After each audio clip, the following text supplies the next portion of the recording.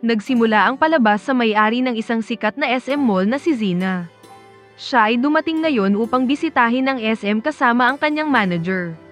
Habang siya ay bumibisita sa SM, biglang napunta ang kanyang mga mata sa isang salesman. Ito ang unang pagkakataon na nakita ni Zina ang salesman na ito at sumulyap sa kanya saglit. Binati siya nito at pagkatapos ay pumunta sa isa pang customer na babae. Makalipas ang ilang sandali, biglang may mga sumisigaw na ilang customer sa loob ng SM. Reklamo ng customer na ang mga pekeng produkto ay ibinebenta sa shopping mall, at ang mga produkto ay napakababa ng kalidad. Nang marinig ang mga ganitong reklamo mula sa mga customer, nagalit si Zina sa kanyang manager. Sabi niya, paano nakapasok ang adulterated na produkto sa ating kumpanya? Nais ng manager na dalhin si Zina sa ibang lugar na hindi pa nakapagbigay ng anumang pahayag. Dumating si Zina sa mga nagpoprotestang mga customer at pagkatapos ay sinabi niya, narito ang problema. Binuksan ng customer ang problema kay Zina. Sabi ni Zina, sabihin mo sa akin ang pangalan ng empleyadong nagbigay sa iyo ng produktong ito, sisipain ko siya sa aking kumpanya ngayon din. Dahil sa salitang binitawan ni Zina ay medyo kumalma ang nagpoprotestang customer. Naisip niya na hindi niya mapapatawad ang kanyang sarili kung siya ang dahilan ng pagkawala ng trabaho ng taong iyon. Pagkatapos ay dumating ang salesman na nakasalubong ni Zina doon. Magalang siyang nakiusap sa mga customer at sinabing, pakiusap, huwag po ninyong siraan ang aming kumpanya sa pagsasabing pabaya sa aming trabaho, wala naman pong naging pagkakamali sa aming kumpanya. Natutuwa ang customer sa salitang narinig. Pagkatapos nito ay pumunta na ang lahat sa kani-kanilang trabaho. Nang bumalik sa normal ang sitwasyon, nagtanong si Zina sa kanyang manager kung sino ang binatang ito na napakahusay na makipag-usap sa customer. Tugon ng manager, Ma'am, ang pangalan ng binata ay yan at namamasukan siya bilang salesman sa ating kumpanya. Siya ang pinakamagaling na salesman sa kumpanyang pinagtatrabahuhan niya noon at ang binata ay napakamapagpakumbaba, mahinahon, at mabait. Kinagabihan, nag-organisa si Zina ng isang party kasama ang mga empleyado ng kanyang kumpanya. Si Zina ay umiinom ng marami kaya nalasing ito. Pagkatapos ay pumunta sa banyo na panglalaki kung saan naroon si Yan. Inakala ni Zina na nasa banyo siya ng mga babae kaya nang makita si Yan ay sumigaw siya at tumakbo palabas hawak ang sinturon ng binata, kaya naman ay sinundan siya ni Yan at hinarap si Zina. Sinabi sa kanya ni Zina, bakit ka nakikipag-usap sa customer sa ngalan ko kanina sa SM? Ako dapat ang nagsasalita. Sa tingin ko gusto mo ako. Nang marinig iyon, hindi alam ni Yan kung ano ang kanyang dapat sabihin. Dagdag pa ni Zina, kaya kinausap mo ang babae para iligtas ako sa panganib. Tugon naman ni Yan, hindi po ma'am, bakit kita magugustuhan? Isa lang akong maliit na empleyado kaya hindi ko maisip na magugustuhan kita. Pagkaraan ng ilang oras, si Zina ay nasa banyo pagkatapos niyang matauhan. Nahihiya siya sa nangyari kasama si Yan kanina. Kinabukasan, nang bumisita si Zina sa SM ay muli niyang nakita si Yan. Ipinakita ni Yan ang produkto sa isang babaeng customer, ngunit dito ay hawak ng babae ang kamay ni Yan habang kausap ito.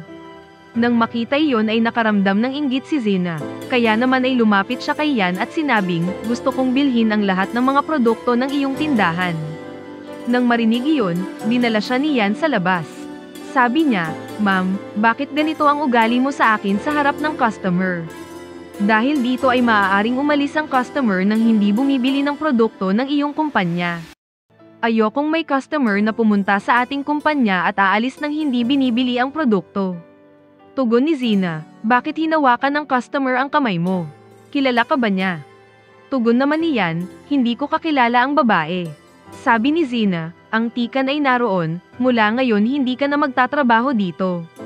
Sasamahan kita sa marketing department kung saan walang babaeng hahawak sa kamay mo. Tugon ni Yan, pero ma'am, kahit sino pong pwedeng humawak sa kamay ko, nasaan po ang problema ninyo? Sagot ni Zina, maganda ang narinig ko tungkol sa'yo, napakabuti mong tao, pero ngayon nakita ko na gusto mong may humawak sa kamay mo. Tugon ni Yan, dahil sa mga salitang ito ay napapaisip ako na gusto mo ako. Katwiran ni Zina, ako ang may-ari ng kumpanyang ito. Bakit ako magkakagusto sa isang ordinaryong empleyadong tulad mo? Habang sinasabi iyon, narinig niya ng isang customer na babae na nakikipagtalo sa isa pang customer na babae, kaya pumunta doon si Yan at sinubukang pakalmahin ang sitwasyon. Samantala, patuloy na iniisip ni Zina sa kanyang sarili, paano tatanggihan ng isang mahirap na lalaki ang isang maganda at mayamang babae na tulad ko. Pagkatapos nito, pumunta si Zina sa fitness center gaya ng dati. Dito, malalaman natin na gusto rin siya ng may-ari ng fitness center na si Si-chan. Gusto niyang makuha si Zina para sa anumang bagay, ngunit hindi siya gusto ng dalaga. Sa isang punto, napansin ni Si-chan na galit si Zina kaya siya ay nagtanong kung bakit.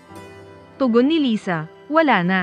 Ang isang empleyado ng aking kumpanya ay hindi nakikinig sa akin, nagtatrabaho siya ayon sa gusto niya. Sabi naman ni Si-chan, sipain mo siya sa kumpanya. Nang marinig iyon ay natahimik si Zina. Kinabukasan, ang dalawang babaeng empleyado ng kumpanya ay nag-uusap kung saan ang isa ay nagsabing, mula noong araw na si Zina ay may-ari ng kumpanyang ito ay hindi naging maganda ang kanyang pagtrato sa sinuman. Sabi ng isa pang empleyado, pero mahal na mahal ko si Zina. Dito, naririnig niya ang kanilang pag-uusap mula sa di kalayuan. Pagkaraan ng ilang oras, may isang grupo ng mga loko-lokong tao na dumating doon at nagsimulang magsalita ng masama tungkol sa kumpanya ni Zina. Sinasabi nila na lahat ng bagay sa kumpanya ay mababa ang kalidad. Nang marinig iyon, lumapit si Zina at sinabing, huwag kang magbiro dito at umalis ka dito dali.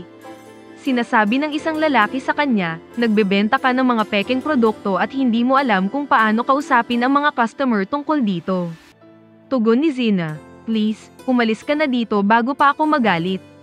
Samantala, narinig niya ng kanilang pag-uusap mula sa di kalayuan. Napaisip siya kung bakit ganito ang ugali ni Zina sa kanila, dapat ay makipag-usap siya ng maayos at suriin ang kanilang mga problema. Pakiramdam niyan, kung magpapatuloy ito ay posibleng malapit ng magsara ang kumpanya. Paulit-ulit na sinasabi ng lalaki kay Zina, anong uri kang CEO, mali ang iyong pagtrato sa mga customer. Tapos, hindi na sila matiis niyan kaya pumunta ito sa harapan nila. Naisip niya na masisira ang pangalan ni Zina kapag nagpatuloy ito. Hindi nagtagal ay dumating doon ang fitness trainer ni Zina na si Si-chan. Nagsimula siyang makipagsagutan sa mga lalaki upang mapabilib si Zina. Nang makita iyon, nagalit si Yan at naisip kung anong klaseng tao ito, nakikipag-away dahil lang sa isang maliit na issue. Nang sasampalin na sana ng lalaki si Zina, agad na namagitan si Yan. Kaya naman, siya ang tinamaan ng sampal, gayunpaman ay agad ding umalis si Yan kasama si Zina.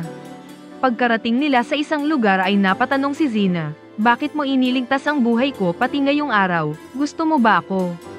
Tugon ni Yan, ma'am hindi mo alam na ang mga lalaki ay pumunta dito para saktan ka. Dapat ay kinausap mo sila ng mahinahon. Tugon ni Zina, bakit mo ako tinatawag na ma'am, kaedad mo ako kaya tawagin mo ako sa pangalan ko. Tugon ni Yan, ano ang sinasabi ko sa iyo, at ano ang pinapakinggan mo? Sige, mula ngayon ay magtatrabaho ka ng mahinahon dahil hindi kita laging maililigtas. Sunod na araw, si Yan ay nasa coaching center. Katunayan ay isa siyang edukadong binata. Gumagawa siya ng part-time na trabaho sa kumpanya ni Zina para masuportahan ang kanyang mga gastusin. Pagkatapos, nagbigay si Zina ng liham para sa kanya sa pamamagitan ng isang estudyante kung saan may mensaheng, magkita tayo alas 8 ng gabi. Ngunit pinunit lang niya ang sulat at itinapon sa basurahan. Pagsapit ng gabi, hinihintay siya ni Zina hanggang alas 8 ngunit hindi siya pinuntahan niyan. Tinanong ni Zina ang kanyang manager, bakit hindi pa dumarating si Yan? Tugon ng manager, ma'am nasa coaching center pa siya. Kalaunan, dumating si Zina sa coaching center. Sabi niya, bakit hindi mo ako pinuntahan, at bakit lagi mo akong binabaliwala? Tugon ni Yan, mayroon akong apurahang klase kaya hindi ako nakapunta. Tugon ni Zina, sige, magtatrabaho ka na sa akin mula ngayon para doblehin ko ang sahod mo. Hindi makasagot si Yan hanggang sa pag-alis ni Zina. Kinabukasan, ipinakita ang isang lalaki na nagngangalang Dan na anak ng kaibigan ng ama ni Zina. Gusto rin niya ang dalaga at gagawin niya ang lahat para sa kanya, ngunit hindi siya gusto ni Zina dahil wala itong ginagawang trabaho. Palagi siyang gumagastos ng pera ng kanyang ama na hindi naman gusto ni Zina. Ngayon, gusto siyang isama ni Dan sa isang date na may dalang regalo pero direktang tinanggihan ito ni Zina. Sabi ng dalaga, "Please lang, layuan mo ako." Kinabukasan, nang pumunta si Zina sa mall ay nagkita sila niyan. Nang palapit ang dalaga ay biglang pumagitna sa kanila si Dan. Sabi ni Dan, "Pakiusap, kailangan mong sumama sa akin ngayon habang ang aking mga magulang ay naghihintay na makilala ka," kaya't si Zina ay napilitang sumama sa kanya nang hindi nagtatanong. Pagdating dito, sumama si Zina sa tanghalian kasama ang kanyang mga magulang. Habang narito siya, nakaramdam siya ng pagkabagot kaya iniwan niya ang lahat habang sila ay nasa gitna ng pag-uusap. Pagkatapos ay binalikan niya si Yan.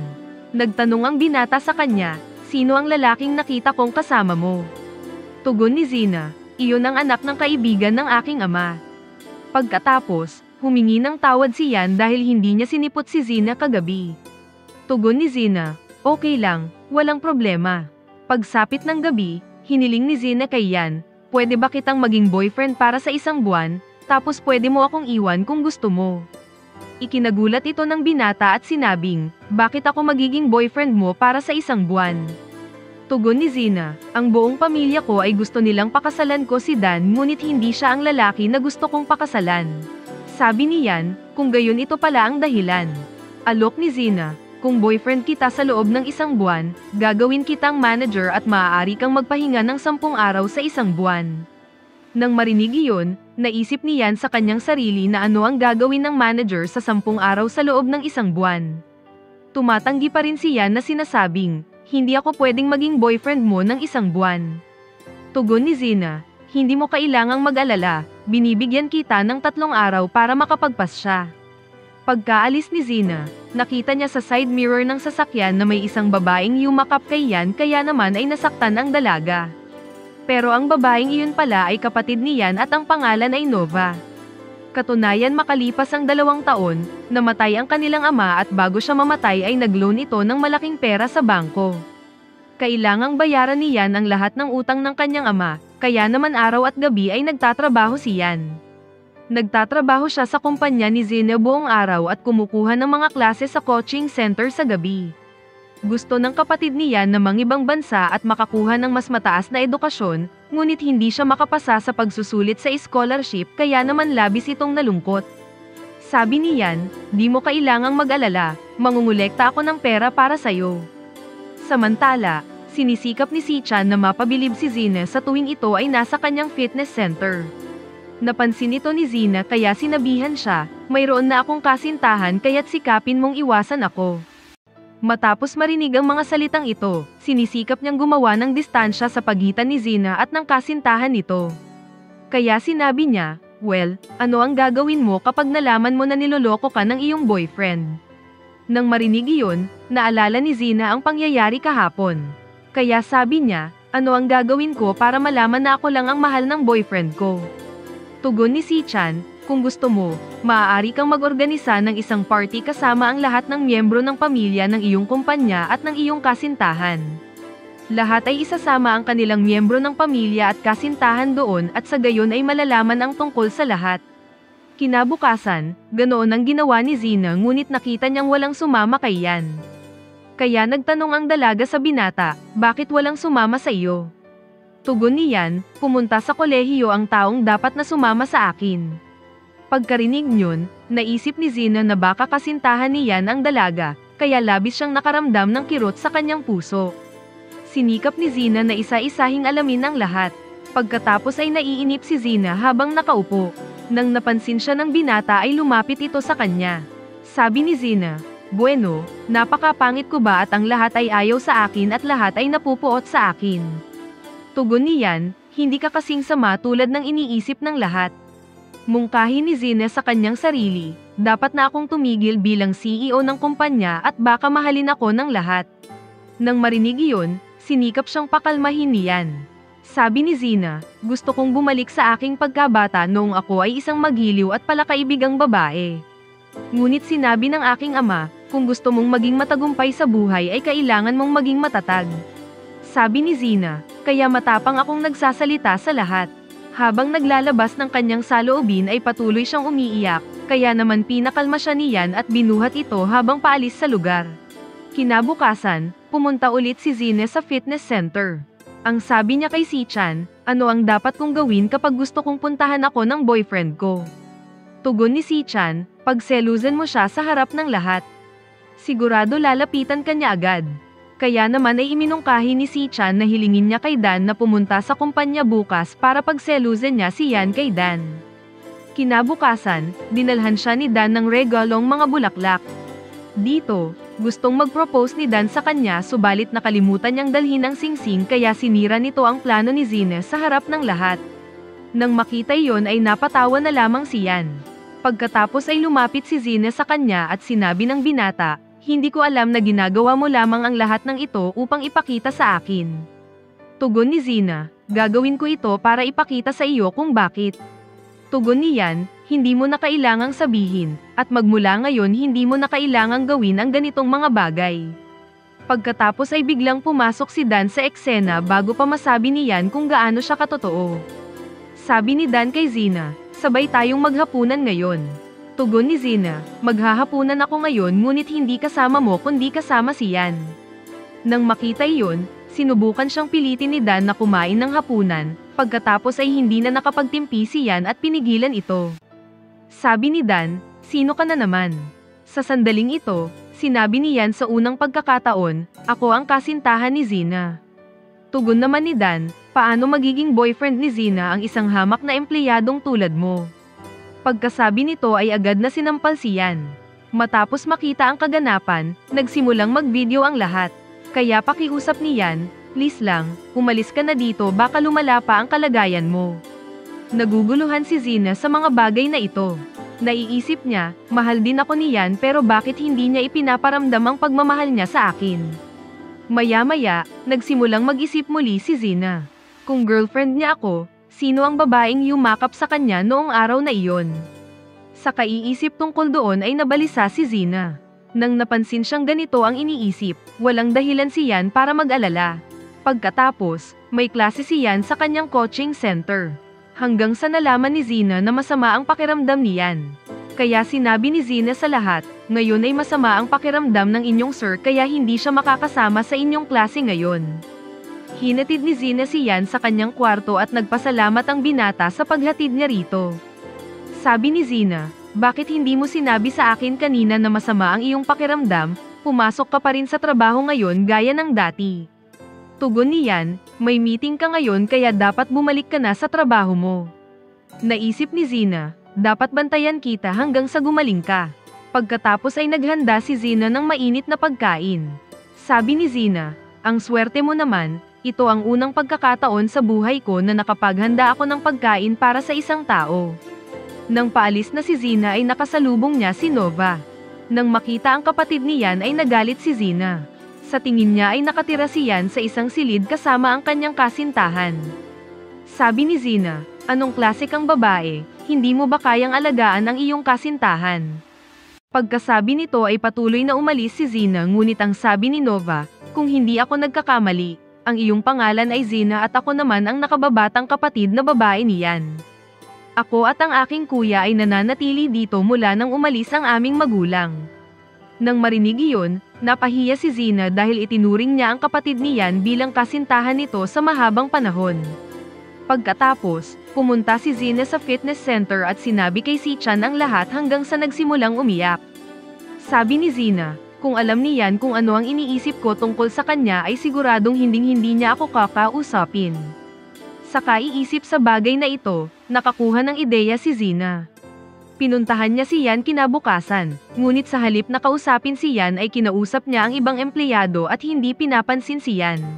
Pagkatapos ay lumapit si Si-chan doon at hinawakan ni Zina ang kanyang braso. Nang dahil dito ay nagalit si Yan. Sa gabi, lumapit si Yan kay Zina at sinabi niya, kailangan nating ng agarang pag-uusap kaya kailangan mong pumunta sa bahay. Kaya naman ay magkasamang pumunta ang dalawa sa bahay ni Yan. Pagkatapos ay naghanda ang binata ng pagkain. Sabi ni Yan, naiintindihan kita sa lahat ng bagay, ayokong umiwas ka sa mga paborito mong gawain dahil lang sa akin. Gusto kong tratuhin mo pa rin ang lahat tulad ng dati. Gusto ko ang lahat ng bagay tungkol sa'yo kahit ano pa ang isipin mo tungkol sa iyong sarili. Dagdag pa niyan, hindi mo kailangang baguhin ang iyong buhay dahil sa akin. Pagkarinig ni Zina sa mga salitang ito ay naguguluhan siya sa mga kahulugan nito. Tapos, tinanong siya niyan, maaari ba kitang maging girlfriend? Nang marinig iyon, naisip ni Zina na baka nananaginip lang siya o pinaglalaroan niyan. Sabi ng binata, seryoso ako, maaari ba kitang maging girlfriend? Tugon ni Zina, yes. Pagkarinig ng sagot ay hinalikan siya niyan sa noo. Pagkatapos ng hapunan ay umalis na si Zina doon. Pagdating ni Nova, nakita niya ang kondisyon ng silid sa hapagkainan at sinabing, nagpunta na naman ba ang babaeng iyon dito? Tugon niyan, huwag kang magsabi ng ganyan kay Zina. Nang marinig ito ay nagalit si Nova at sinabing, hindi mabuti ang babae, paano mo siya naging girlfriend? Sinikap niya na ipaliwanag ito sa kanyang kapatid ngunit walang iniintindi si Nova sa anumang bagay. Sabi niya, mula ngayon ay hindi na ako mananatili sa bahay na ito kasama mo at bukas ay pupunta ako sa hostel. Kinabukasan, nag-out of town si Zina sa ilang mga gawain kaya naman ay nagsama siya ng empleyadong babae kasama si Yan. Dito, sobrang saya nila buong araw kahit nasa trabaho. Kinagabihan, tumuloy sila sa isang hotel kung saan biglang pumasok si Yan sa kwarto matapos marinig ang sigaw ni Zina. Nang pumasok si Yan sa kwarto ay natakot si Zina at sinunggaban siya. Sabi ni Zina, may nakita akong malaking ipis sa kwarto ko, please lang pakialis. Pagkatapos noon ay hirap na inilabas ni Yan ang ipis mula sa silid. Pagkatapos ay nagtanong sa kanya si Zina, paano mo hinaharap ng mahinahon ang lahat ng bagay? Kapag may problema ako ay labis akong nababalisa. Tugon ni Yan, itong maliliit na problemang ito ay baliwala sa akin. Naghiwalay ang aking ama at ina noong ako ay bata pa lamang. Pagkaraan ng 2 hanggang 3 taon ay namatay ang aking ama. Simula noon, labis akong naghirap sa buhay at hindi na hinayaang magdusa ang kapatid ko. Nagsikap akong palakihin siya. Para makaraos sa laban ng buhay ay tiniis ko ang lahat, kaya naman ay lagi akong mahinahon. Kinaumagahan, nang magkape sina Yan at Zina, napagtanto ng babaeng kasama nila na may relasyon sina Yan at Zina kaya iniwan sila ng dalaga at pumunta sa ibang lugar. Pagkatapos, gustong magpakuha ng litrato sina Yan at Zina ng ilang magagandang sandali. Nang kinunan sila ng larawan, lumabas na ang photographer ay nag-click lamang sa larawan ni Zina at ang mukha ni Yan ay hindi makita sa lahat ng mga larawan. Nang makita iyon, napagtanto ni Zina na ito ay gawa ni Dan. Narito siya bilang photographer. Sabi ni Zina kay Dan, bakit mo kami sinusundan? Hindi mo alam na mahal ko si Yan. Tugon ni Dan, umiibig ka kay Yan na isang menor de edad na empleyado ng iyong kumpanya. Pagkarinig nito, sinabi ni Zina, mahal ko si Yan, ano bang problema mo tungkol dito? Paliwanag ni Dan, gusto ng mga magulang natin na pakasalan mo ako. Tugon ni Zina, pero hindi ko kailanman sinabi sa iyo na mahal kita. Pagkatapos ay sinabi ni Dan, hindi ka mahal ni Yan ngunit mahal niya ang iyong pera. Dahil dito ay nagalit si Yan at sinabing, kailanman ay wala akong sinasabing anumang bagay sa iyo ngunit kailangan kong magsalita ngayon. Sa katunayan, hindi mo kailanman sinikap na intindihin si Zina sa kabila ng maraming taon na kayo ay magkakilala, kung ano ang gusto niya at kung ano ang magagawa mo para sa kanya. Ngunit alam ko kung ano ang gusto ni Zina, kung ano ang mga bagay na gusto niya at kaya kong gawin ang lahat ng ito para sa kanya. Pagkasabi nito, patuloy na umalis si Yan kasama si Zina. Ilang araw pagkatapos ng insidenteng ito, makikita natin sina Zina at Yan na magkasama sa promotional banner ng kumpanya sa buong lungsod. Pagkatapos isang araw, dinala ni Yan ang kanyang kapatid kay Zina para ayusin ang lahat. Humingi naman ng tawad si Zina kay Yan dahil sa kanyang maling akala tungkol kay Yan at Nova. Isang araw, nang sina Yan at Zina ay nananghalian, lumapit si Nova sa kanila. May balita si Nova sa kanila at sinabing, nakakuha ako ng trabaho bilang isang manager sa isang malaking kumpanya sa ibang lungsod. Nakita ni Yan na isa itong kumpanya ni Zina. Pagkatapos, ang sabi ni Zina, bakante ang posisyon ng manager sa aking kumpanya kaya nilipat ko si Nova doon. Tuwang-tuwa naman si Nova sa narinig at napayakap kay Zina. Sinabi nito kay Zina na lagi nitong aalagaan ang kanyang kuya. Pagkatapos ay sinabi ang mga gusto ni Yan at ang mga ayaw nito. Pagkatapos ay iniwan sila ni Nova at pumunta sa kumpanya ni Zina sa ibang lungsod. Pagkaraan ng ilang araw, nagbigay ng sorpresang regalo si Yan kay Zina. Nag-propose si Yan sa kanya para sa kasal. Labis na ikinatuwa ito ni Zina at walang alinlangan na pumayag na pakasalan siya, at dito na masayang nagtatapos ang serye. Ano ang masasabi mo sa seryeng ito? Mag-comment lang po sa ibaba, at kung nagustuhan mo ang video,